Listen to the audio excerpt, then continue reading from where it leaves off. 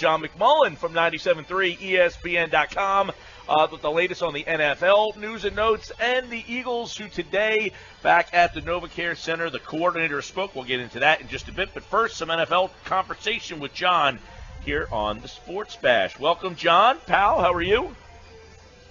Doing well. How are you guys?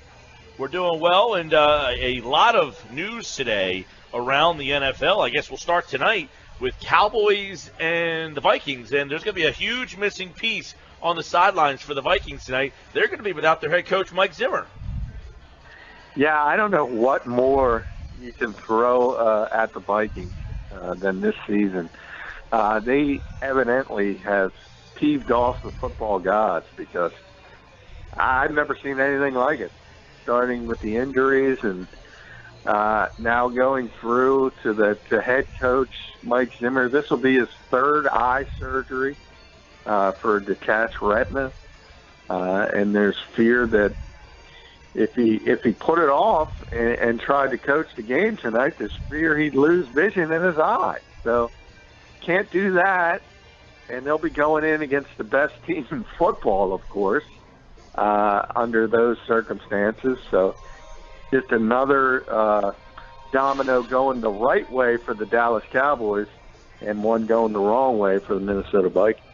Yeah, interesting dynamic tonight. And you look at that game, you've got the best offensive line in football, maybe up against the worst offensive line in football. I mean, so two different ways that these two teams go about it. But, it's a big game for the Vikings, John. I mean, they've been in a free fall, and if they lose this game tonight, all of a sudden they could be, 2 games behind Detroit. You've got Green Bay sneaking up on you. So this is kind of a tipping point for the Vikings.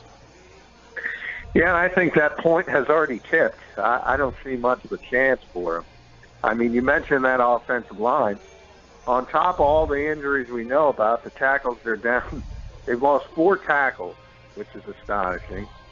Now their best offensive lineman, which is their center, Joe Berger, he's out with a concussion. So it's even going to be worse than normal, if that's possible for that offensive line. And the fact that you don't have a head coach. So yeah. It's one of those things where if you're expecting good Thursday night football this week, don't bother. John McMullen with us, covers the league nationally, FanRagSports.com. Other things going around the NFL, Rob Gronkowski announced undergoing back surgery tomorrow, out 8 weeks. What kind of blow is this to the Patriots, or do they just keep on trucking? What does that mean for them in terms of being a favorite? Well, I think it means something as far as that goes. As far as, they'll keep on trucking in the short term. They're certainly going to win that division. They're certainly going to be a significant playoff team. They always find a way. They played a lot of this season without Gronk. This is his, latest injury, his 9th surgery, I think, if you add them all up. So this is a guy that's been banged up. They always seem to find a way. They have Martellus Bennett, who's a heck of a tight end in his own right. They just got back Dion Lewis. So now I have Lewis and James White to catch passes from out of the backfield. And they've sort of bolstered that wide receiver position that took a bit of a downturn, post Randy Moss. Now all of a sudden you have Edelman, you have Chris Hogan, Malcolm Mitchell looks like he's turning into a nice receiver. So they'll win their share of games, but the question is, are they the significant favorite in the AFC? I'm not sure you can say that, because that's a heck of a player. That's the best tight end in football. That's a Hall of Fame level tight end, and it's tough to replace. John, report today, Jim Trotter, ESPN, basically saying there's going to be basically a minor miracle would need to happen for an unanticipated miracle. The Chargers and Raiders will relocate this offseason, and that would be the Chargers to L.A. and the Raiders to Vegas. So the chances that we could see 2 new cities well, I guess LA, not two new cities, but a second team in LA, and then a new city in Vegas. Yeah, I mean, it's a possibility, and you always hit a tipping point in these types of situations. The NFL doesn't want it to happen. Roger Goodell is, in fact, he's come out and said the best case scenario would be for the Raiders to stay in Oakland and the Chargers to stay in San Diego. But when you have two cities that aren't willing to engage in discussions for stadiums, at some point you reach a breaking point, and you have to let organizations look elsewhere. Now, remember, How hard does that become, though, if the Raiders, let's say, make the Super Bowl? Yeah, I don't think it's hard from their perspective. It might be hard from the city of Oakland's perspective. I mean, they've been negotiating. The city of Oakland won't budge. I mean, they won't give a penny for a new stadium. And we can have a political discussion on whether cities should subsidize sports stadiums, but that's been the status quo around the country. You don't pay for all of it, but you chip in for part of it. And they've been unwilling to do so. So you can't do that. And from San Diego's standpoint, remember, San Diego's already approved to go to Los Angeles. They have that opportunity, and the voters of San Diego turned down a downtown stadium convention center project. But remember, it wasn't really fair because it had to be a supermajority, had to be 67% of the voters. There was no way that was going to happen. So you're looking at the state of California, and for people who are following presidential politics, know that it's one of the most liberal in the country, and it's really, really difficult to get sort of things like this done for rich people, for lack of a better terminology, as NFL owners are. And remember, San Francisco already got a stadium done. Los Angeles already got a stadium done. So San Diego was third in line. Oakland was fourth in line. And it's just Can I stop you right there real fast? Because I want to get the dynamic here. We live in New Jersey, which is a very small state in terms of geographics. I guess, so when a state like California, when you talk about the taxpayers, is that a statewide tax that people in San Diego are helping to pay for the stadium, say, in Oakland? Well, the Oakland plan hasn't even gotten off the ground. There is no plan.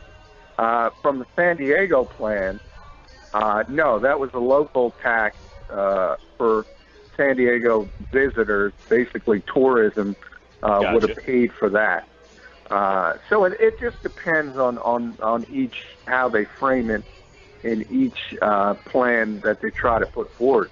As far as Oakland, I mean, Mark Davis hasn't been able to get anything done, and he's completely shut down and now won't even listen, because a lot of times, you know, deadlines spawn action in everything in life. And as you get closer to the end and you start to realize, heck, they might leave, then all of a sudden people say, okay, we'll do this. And he shut it off. He just will not listen at this point. And from his standpoint, he wants to go to Vegas. So at this point, either the NFL steps in and gets something done in Oakland, or the Raiders are gone. Crazy stuff. We'll keep an eye on that. John McMullen, 97.3 ESPN.com, FanRagSports.com, covers the NFL, national NFL writer for them. Couple quickies, and we'll get into the Eagles here. Have we seen the last of Jay Cutler in Chicago? Yeah, no question about that. They're going to shut him down for the rest of the season. It's been known that John Fox has no interest. In fact, if Brian Hoyer didn't get hurt, Jay Cutler wouldn't even have been back at the starter at any point. And only desperation gave him sort of another chance. Now, there's an outside, chance that John Fox loses his job, and a new coach would come in and say, hey, I like Jay Cutler, but that's very, very unlikely considering his history there. And that would be a very difficult sell for that fan base. So, yeah, he's going to be moving on. And by the way, he'll get another job because he's a talented guy, and there's a lot of teams in this league that need a quarterback. No doubt about it. All right, last one for John on the NFL before we get into the Eagles stuff here. And John, obviously, you look at the stuff moving forward here inside the NFC East, where it looks like 3 teams could potentially get in. What does the future look like for Kirk Cousins if they are one of those 3? We should all be Kirk Cousins. They don't even have to get in the playoffs. Kirk Cousins, the Redskins are going to franchise him if they can't sign him to a long-term deal. And by the rules of the NFL, that means you have to get a 20% raise if they franchise you for a second consecutive year. He's making $19.9 million. That means he's making $23+ million at the bare minimum next year. Wow. If he doesn't sign a long-term deal. So I think they will get something done. It'll be in the $20 million range, but it's good to be Kirk Cousins right now.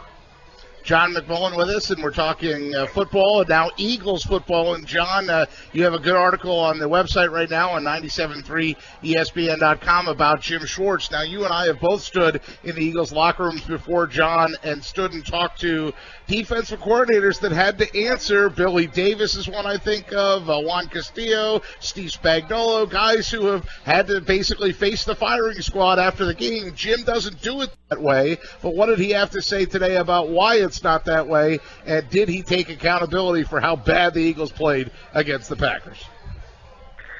He did take accountability, and I think because of what you mentioned, Pete, and that's true, previous coordinators have spoken after games in Philadelphia, but people outside the city don't realize that's not the norm.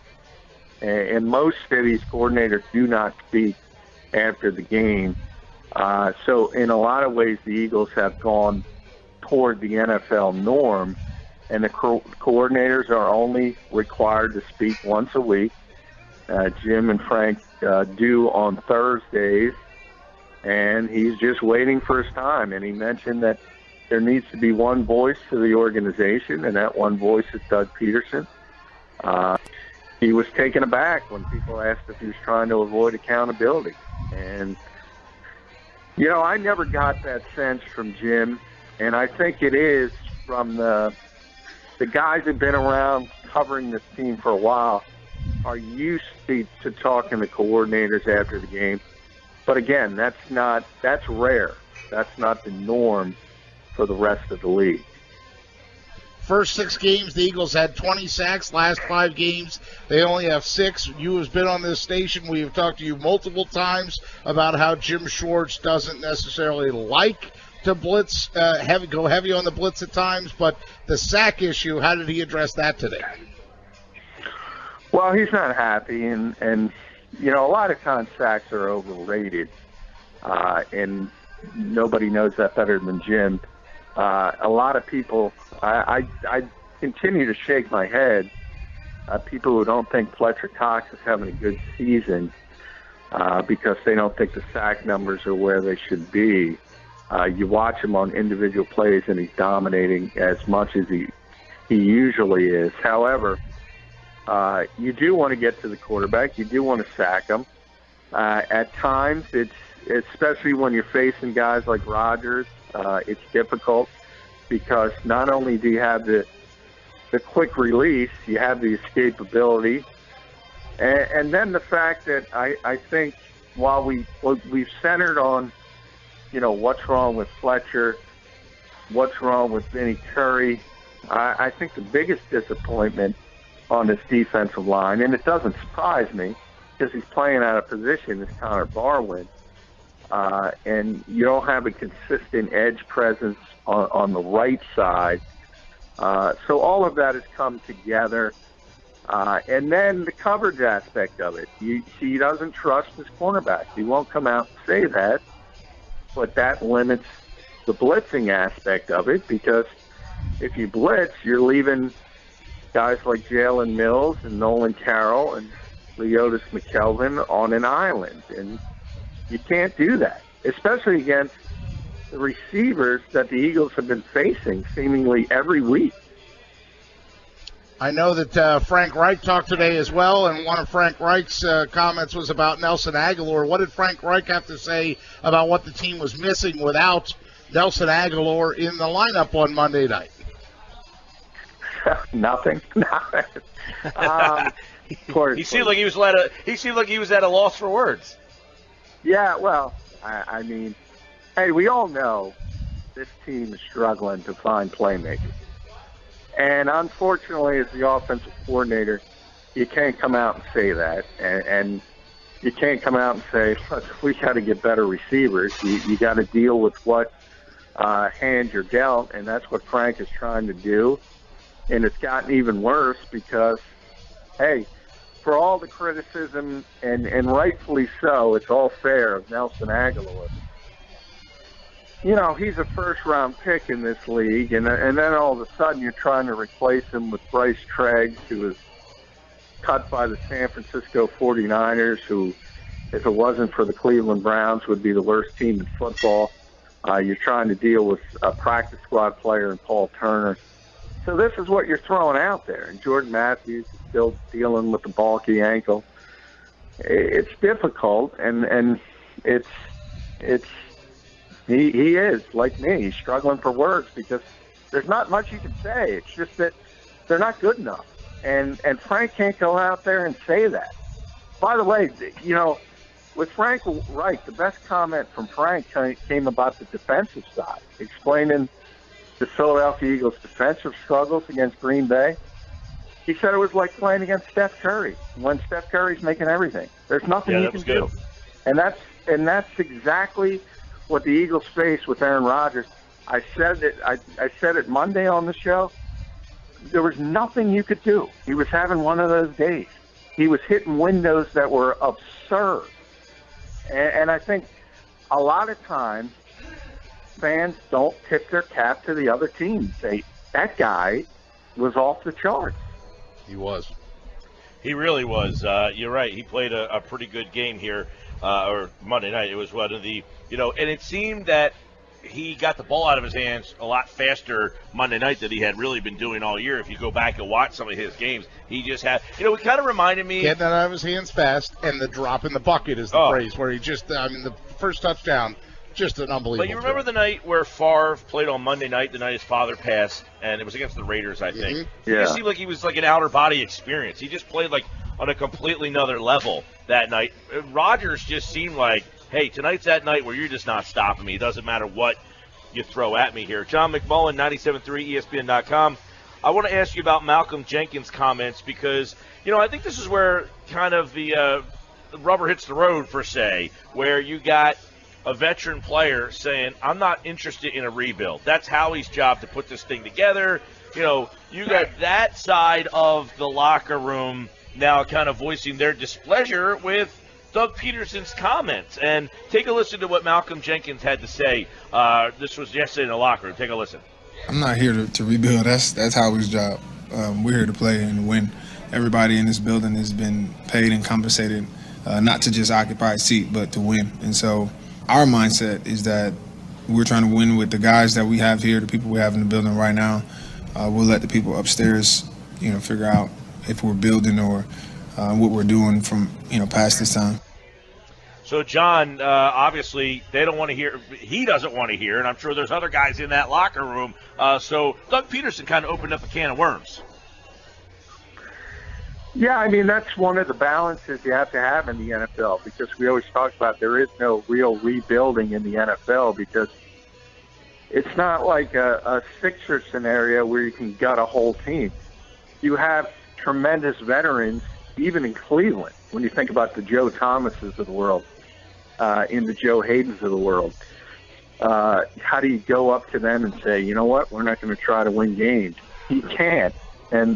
And that's the same thing here. Obviously, it's not nearly to as bad a degree as it is in Cleveland. And then when you compound it by the fact that the NFL by nature, the shelf life of players is extremely short. So a guy like Malcolm Jenkins or Fletcher Cox, Brandon Graham, and throw anybody out there you want, they don't want to hear about 3 years from now. They want to hear about Sunday in Cincinnati. And that's understandable from a player standpoint. But you have to have a different mentality as a coach, and you certainly have to have a different mentality as a general manager. And I think for the most part, Doug's done a pretty good job of trying to win now while also developing certain players. We talked about that yesterday with Vitae. Maybe the best group for the short term would be Barber at right tackle and Wisniewski at left guard, but you're trying to develop Vitae. You're trying to develop Jalen Mills. You're trying to develop Smallwood. All these rookies, even Sayamalu, and that's something you have to do as a head coach. Yeah, and that's where, that's an interesting point you brought up, because yesterday I kind of went off on a little bit of a tangent on that, because he used hey, we're playing a lot of young guys. They're getting valuable reps, and he kind of is using that as a crutch to why the team is struggling. But this team was 3-1, John, and he had the option to not play a young guy. He could have gone with veterans on that offensive line. He chose to play Vitae, right? I mean, that was his decision. He could have played Barbary at right tackle and Wisniewski when they were 3-1 and wow, we're playing above our heads. Let's stick with the veterans. He made the decision to go younger at a time where they were 3-1. Yeah, you can argue that, and I said at the time, and I think you agree with it, I didn't agree with the decision. But also remember, the original decision was going to have Barber at right tackle and Sayamalu at left guard. So they were going to go young. But then he hurt his pec, and that sort of threw a curveball in everything. So it was really the third plan. And they were contemplating. But to me, it was always about getting the younger guys ready and seeing if they could play. Now, I think if Vitae would have continued to perform as poorly as he did in Washington, I think they would have made the change. But he did get incrementally better. And I think if he didn't get injured, he'd certainly still be out there. And I don't think people would be complaining about him that much because he was improving. And I thought it was in hindsight, it was a prudent path because if you look long term, obviously Jason Peters is aging. He's got the injury history. You have to start thinking about life after Jason Peters. So I understand the mentality, and I think it was working for the most part. I'll tell you what, though, if you win that Washington game, you put a rookie in that situation, 6-5 sounds a whole heck of a lot better than 5-6. Even if you lose every other game after it, that one there, you put that kid in a pretty tough spot. Well, I agree with that. I would have, and I said at the time, I would have, if that's how you wanted to go, I would have waited until after the Washington game and given him his first start at home. Because of how difficult it is to play on the road. So that I kind of agree with. I think you could still use the same plan and wait a week just to make sure his first sort of baptism by fire is in a much easier place where you don't have all the noise, you don't have the silent count. So I think that part of it is a fair criticism. All right, John McMullen tomorrow has his pick. He'll have more at the website. In fact, he does right now at 973ESPN.com regarding Jim Schwartz's comments and the latest on the injuries, including Jordan Reed. That's at 973ESPN.com. John, until tomorrow, mahalo. Take care, John. Thank you, guys.